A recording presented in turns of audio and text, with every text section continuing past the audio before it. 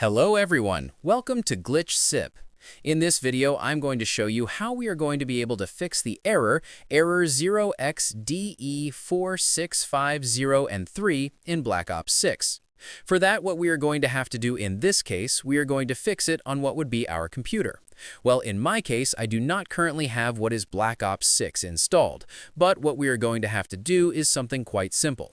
Let's say that, I don't know, for example, Don't Starve Together would be Black Ops 6.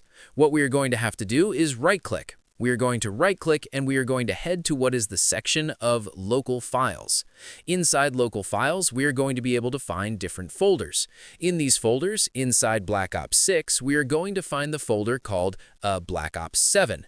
I know that we are in Black Ops 6, but there is an error in which what is an internal folder called Black Ops 6 is going to be overwritten. Let's say that this folder here is called Black Ops 6. That folder we are going to have to, it is called Black Ops 7. That folder we are going to have to uninstall because it is the one that is currently causing conflicts. Many times we are also going to be able to fix it in the following way. We are going to have to delete another folder that is also overwritten, and this one is overwritten not with Black Ops 7 data, but with the name of Modern Warfare 3. That folder we are also going to click delete, and the problem would be fixed. If despite this the problem is not fixed, we are going to head back to Steam, and we are going to go to what is the Properties section.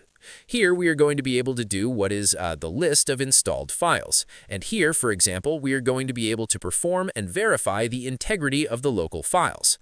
We are going to have to do this, and in this way the data of our game is going to be updated. And we are going to be able to make sure that there is no type of error, and we are going to fix the Black Ops 6 error.